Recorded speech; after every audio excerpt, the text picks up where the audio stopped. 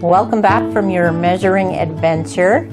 I hope it was clear and easy to do those 3 different types of measurings around the house and from the corners and then along the fence lines, so you can tie in all the things that are happening in the neighbor's property, as well as a few extra things that might be like trees and that sort of thing inside of your own property. So now I'd like to just discuss what the main objective would be here is to find the first corner of the house.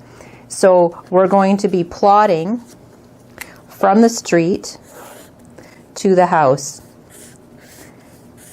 And what I would suggest is that you line up the smallest side of the house. So some properties would have, for example, a bit of a pie shape to it. Some might be extremely pie shaped. And in this case, I would say figure out what not just this distance is. Say we were going to plot this corner of the house first. We do need the measurement to the street, which will be this measurement here. But it will also be how wide this area comes out here. So you kind of have to guess a little bit what this measurement might be too, so that this outside corner does fit onto your paper. And I would line this measurement up fairly close to the edge of your grid paper, and then you can start drawing. You measure in and measure from the street, and this is going to be the first corner, the first measurement that you'll plot on your paper. So the first measurement sheet going to the property lines from the corners will be the one we would use for here. So if it is on an angle, you're going to have to guesstimate. That's fine. And then once you have this first corner, then you're going to go to your house measurement sheet and work your way around the 4 walls. So that's pretty simple. Hopefully your drawing will all fit onto the page. And I wanted to discuss a couple of weird types of measurings that you might have come across. And one would be if you have a very obvious pie that goes in front of the house like this, what I will do is I will measure from this corner of the house to the street, directly to the street, keeping in mind you want to kind of line up the wall of the house so that you're landing on the street very evenly, just being able to see down that wall of the house. So you're not going to try to find your property line like this. You're going to go straight down. And so this will be the measurement that you would take here. And once you plot the other measurements from this wall and this wall, what you're going to have are 2 more dots on your plan. And when you connect those with the ruler, they're going to find automatically this spot out here. But this will help you kind of, often when there's a pie-shaped lot, there's often a curve in the cul-de-sac. So this will help you find where that curve actually lands. So yes, you're going to be on the neighbor's property over here, but that's just part of the information. Sometimes people feel like they own all this land in front that's even in line with the wall, but they really don't. And then in the backyard, in this case, we're going to measure 1 to here. And I'm going to show a different one if the corner was cut off here. So a lot of people have very complicated property lines. So if this was cut off, you're going to take a measurement somewhere to this fence, and this one's going to be on a different piece of the fence. So this can be a little bit challenging, but I'll just draw those in pink so that you can see which ones I'm talking about. So what I will do in this case is I will also have this measurement and this measurement. So automatically, when I plot this point and I extend that line, it's going to keep going up to here. So what you'll do then is take this measurement right here, which might be like 10 feet, in line with the corner up to this point. And then now you have this point. So that kind of makes sense.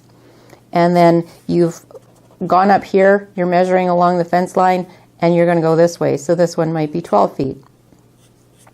And now you have this point. So you can see that between these three, you're going to be able to plot the distance of that fence line. So it sounds a little bit complicated, but it's actually just keep going from the edges of the corners of the house, and then occasionally you'll have to measure up the fence line to find one of those corners. And you'll find it all works out quite well. So we are going to give you a little demonstration here of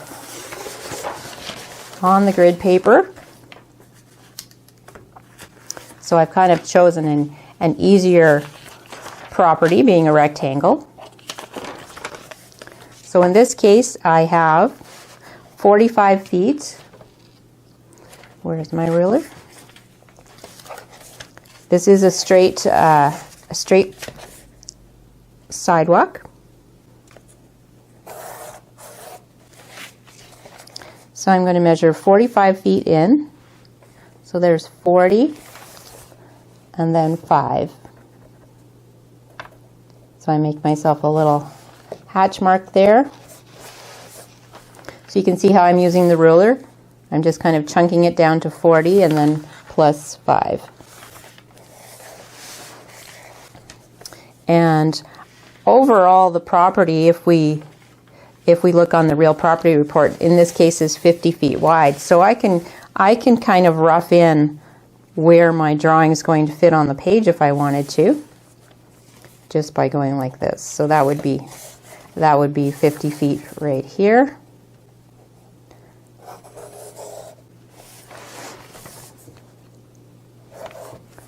So now when I look at my measurement sheet, I have 45 feet to the house and 5.6 feet to the property line. So for me, this is the magic moment, the magic dot that you need to have is where everything starts. So from here, we would go back to our house measurement sheet, and generally I will plot the larger house first rather than doing all the small measurements.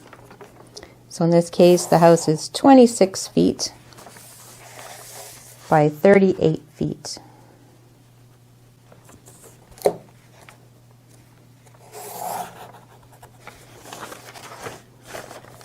And then 26 up this way.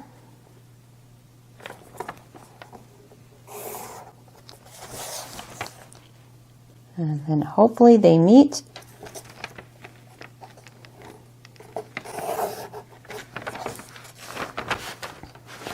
So there we go. We have the house plotted that easily.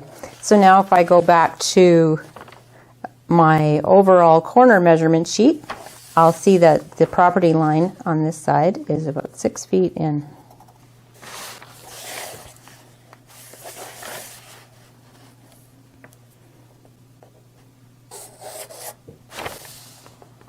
And you'll notice I'm kind of making a lighter bit of a hatched line for the property line. And I would draw it more solid if it was the street, like the curb here, or a fence line, or a sidewalk.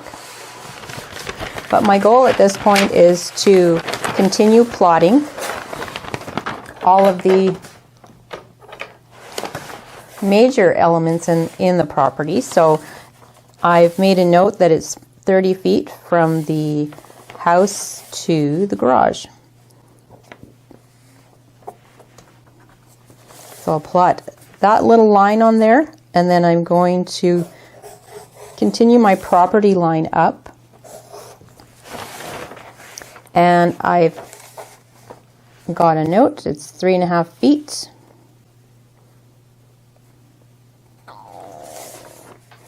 And from there, it is 23.5 feet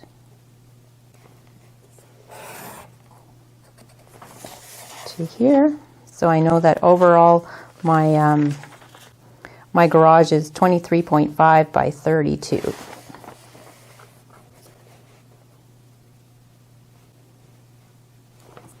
So here's 32.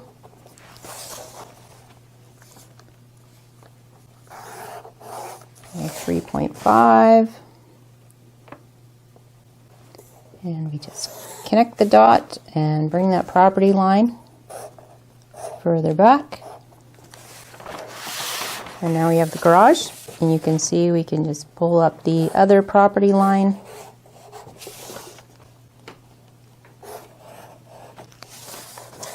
And I know from my real property report that the garage is 2 feet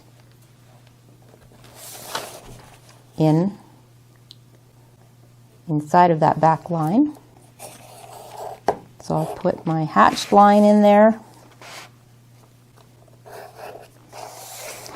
But the actual distance to the back lane is 5 feet from the garage. So I've made a note. It's 5 feet from the corner of the garage. Doesn't matter which corner we use in this case because it's a rectangle. So in this case, I'm making a solid line because it's the back lane.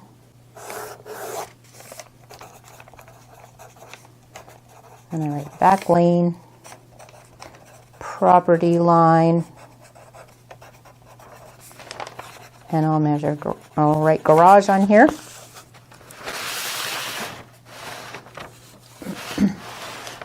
So just like that, we have an overall base plan of the property without a lot of measurements or details on here yet, but you can see that it's all laid out, and even this is going to provide a lot more useful information than a quick sketch.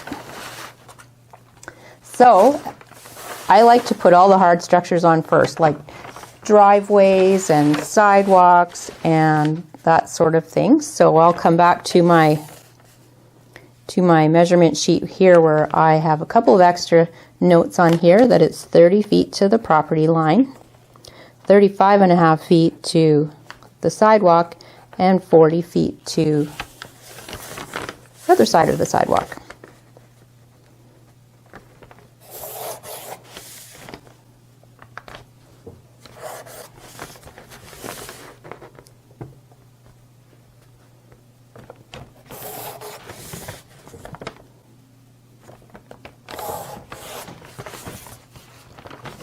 So I'll write city sidewalk. I like to make labels as I go.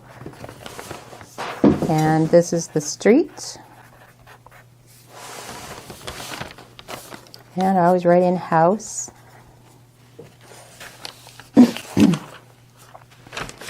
So another way I keep myself organized is that I will color things in a little bit as I go along. So here's the street.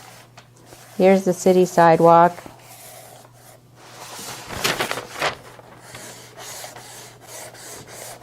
Here's the house. In case you're wondering what I'm using, it's the inside of pencil crayons, which is called an art stick. So it doesn't leave anything on your fingers very much, not like pastels. So, and I can color large areas in really quickly. So those are available at art supply stores, and I'll leave a note in the supply list if you want to go and get some yourself. So there's the back lane, and in this case the driveway is not yet in place, but it is going to be coming in and out of that side of the garage, so I might color a little bit there.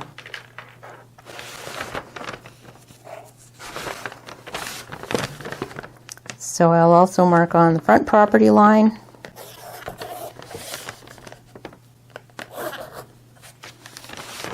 Again, I write property line.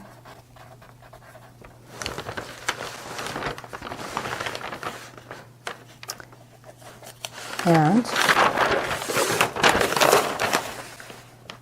on this sheet I did write where the doors are on the garage. So they're at 4 and 22, 23 to the smaller door, and I'll write door. and garage door. And I just kind of make a couple of arrows to show where they go to. And in the middle of the back, so 3216, there is the back door. And in this case, there is a window right here. So now you can go to your house measurement sheet and you will see that, just hold that down. I put the 0 on the line, and this is where it's really nice to be able to just go along and say 4, 7. Actually, I'm on the wrong side of the house, so we'll better go back here. So 4 and 7. BW is for basement window, make a little hatches, and there's a window over top of that from 4 to 8. It's a little bit longer, and I'll write W there. At 13 feet is the electric meter. 15 to 20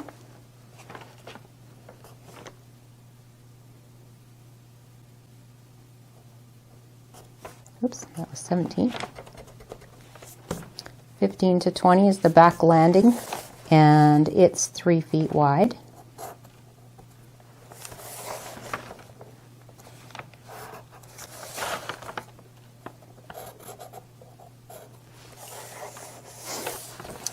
And the door itself is at 16 to 19. All right, door. There's a gas meter at 24. There's a tap at 29.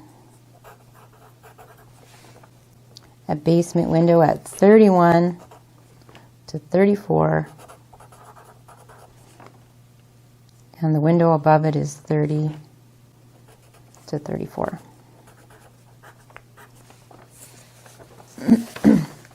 So that's how it should look. And then I also have some downspouts, which I write DS. And if I continue along my measurement sheet, I can see that, and on this side, actually start from the other corner, 3 to 6. Basement window. So I usually write the basement window just outside of the house line. Then 20 to 23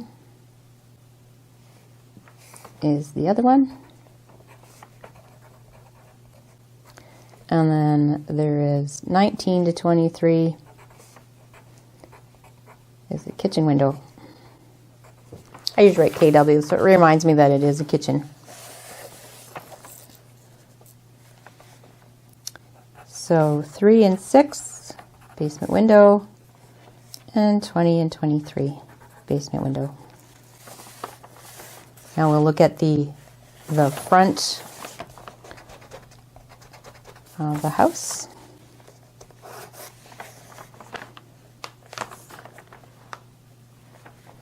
When I first started drafting, it was in pen and ink. It is so much nicer when you can erase your mistakes. So here's the big living room window.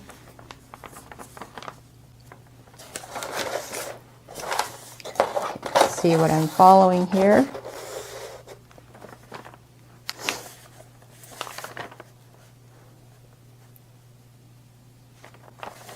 And in this case, I went from 2 different directions measuring because there was a big tree in the way. 4 to 9, 11 to 16.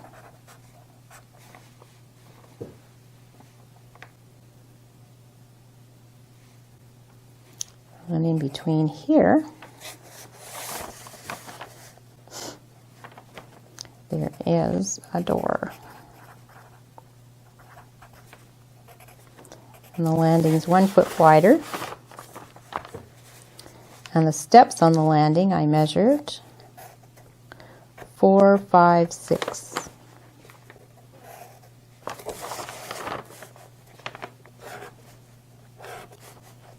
It's a concrete landing, so I did include it in the measuring, but not always. If it's a wooden landing and you might replace it, I would leave it off at this point, and maybe it's going to change shape. And that will be in particular if you're creating a new porch or a new deck onto your house. You could leave some of these things off if they're removable, because otherwise you're designing around something that is potentially doesn't have to be there. So I did mark on that the electric meter here is here, and there is a wire that goes across the corner of the garage a little bit. And I do have a cable line showing here. So these are just light lines that I hatch on because it is important to, excuse me, remember where the utilities are. And in the back lane of this property, there is also a big electrical pole. So electrical poles, I would just do like a circle with an X in it. And I write pole. Very not too complicated. And once again, DS for downspouts, if you have them going on out here. And any existing sidewalks you can mark on as well and color them in.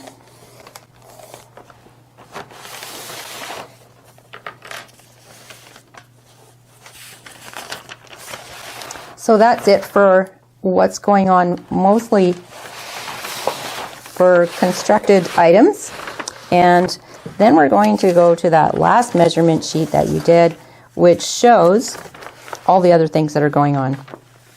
So in this case, we have 14 feet from the corner up the fence line. So what I'm doing is starting my tape measure right here, very much in line with the wall of the house. So once again, try not to be on an angle. Just line yourself up so you can just see down the edge of the house, but you're hooking your tape measure here, and then you can run along the property line and see what's going on. So in this case, there is a lilac that's kind of centered on that window, but it's 12 feet out from the house. So I've measured that. And there is the neighbor's deck, which is out here.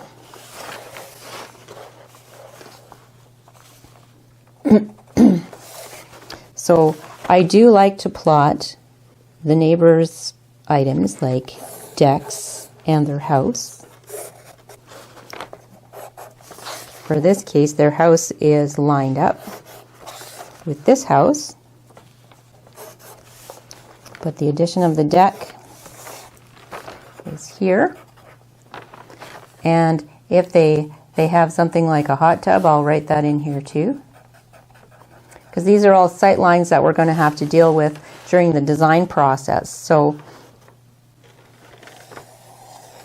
I like to make sure they're in here. So there's a lilac. Now when it comes to plants, if you can move the plant, then I'm going to suggest not putting it on the base plan. You could lightly put it in. I put this one in a little firmer because we're going to keep it in this case. So once again, we go over to this side. 20 feet down, there's a lilac, and 22 is the garage, and the garage itself is 24. And this garage is set in quite a bit from the property line. So we'll mark it that way. And draw in the cedar.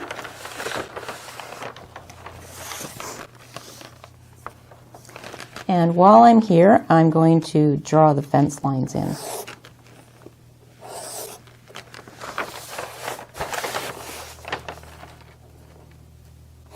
This fence line goes all the way up to the front.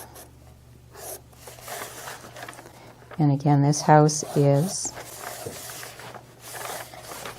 in line. So we'll put house here and here. So I do like to color in the fences. I usually use yellow, just so they show up a little bit better when we're designing. So we'll color in the house.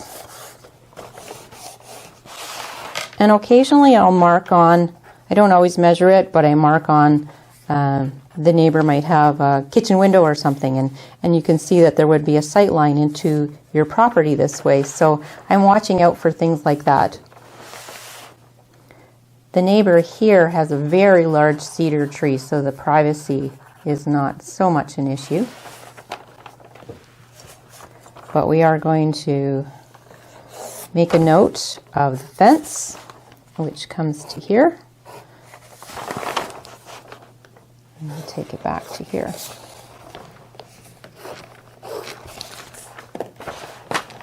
Once again, I'll color it in yellow.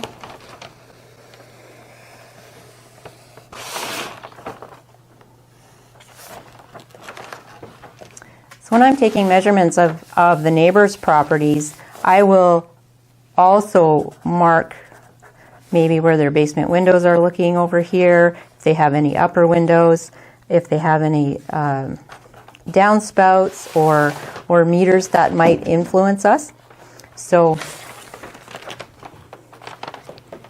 that we have that information and make really good decisions while we're creating other things on the property. So if a tree is going to stay, I do color it right in. It makes it show up really nicely.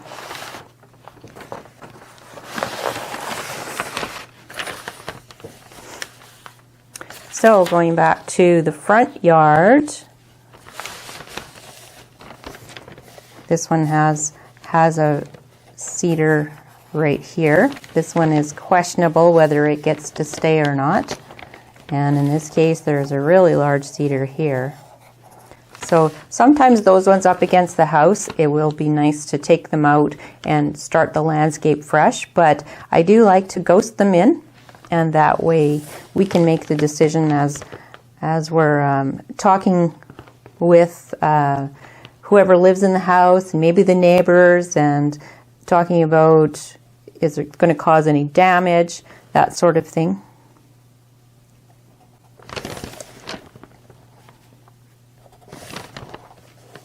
Because we don't just take them out just because they're older. Sometimes they add a lot of beauty to the overall neighborhood. So there are other things to think about. So in this case, I measured this lilac. The trunk of the lilac goes from 27 to 30. It's one of those multi-stemmed lilacs. So I might show it as kind of a little gnarly area. But the canopy of the lilac goes all the way to the sidewalk. So now when we're looking at this, we realize that a lot of the canopy of this is actually on the neighbor's property. And similarly, there's a very large mugo pine over on this side doing the same thing.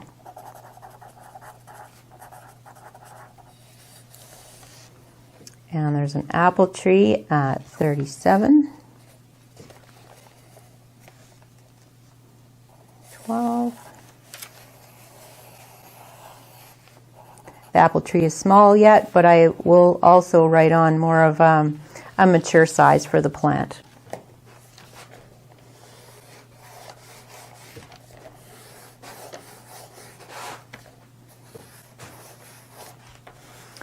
That way you can see what's going to happen with the canopy.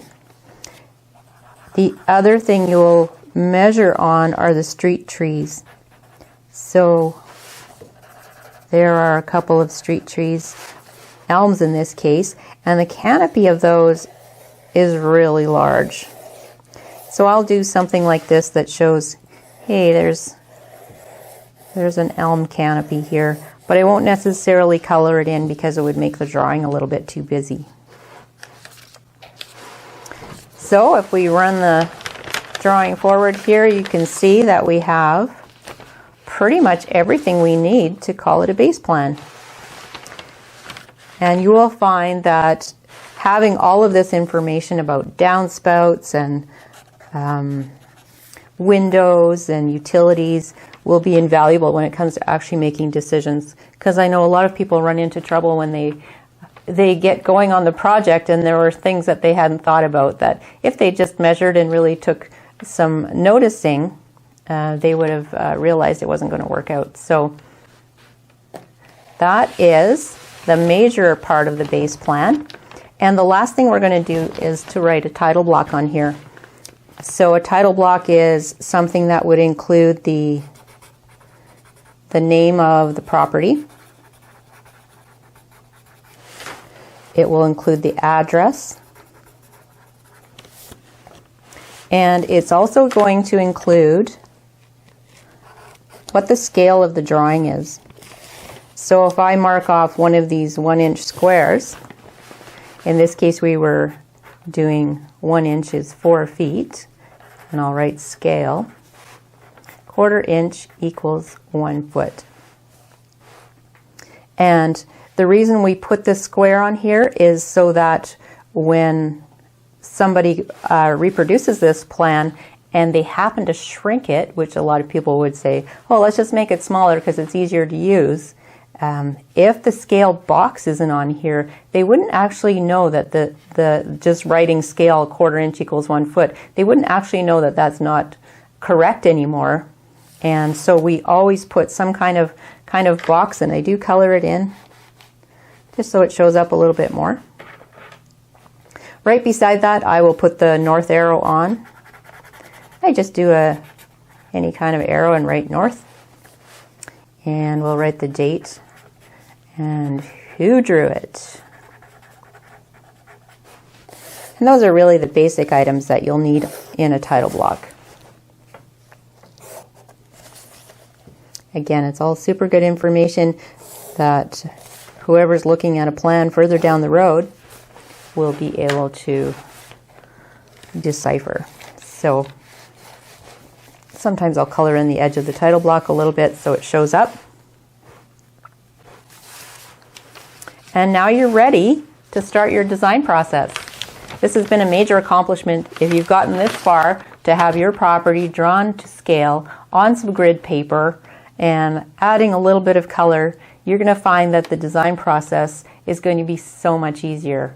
And you can take this piece of paper to irrigation contractors. They can lay out irrigation, create estimates for topsoil, and you can go to a garden center and they can help you lay out a flower bed because they're like, oh, look what you've got here already. They'll actually be able to help you in a significant way. And you will find it awesome. And if you decide to build any structures like oversized sheds or greenhouses, that sort of thing, that might need development approval, the city will be so excited when you go in for your approval and you've got a scale drawing, because they can see exactly what's going on and how it all fits into the neighborhood structure. So I congratulate you for making it through the Creating Your Own Base Plan module, and hopefully we'll see you in some of the upcoming design modules. Thanks so much.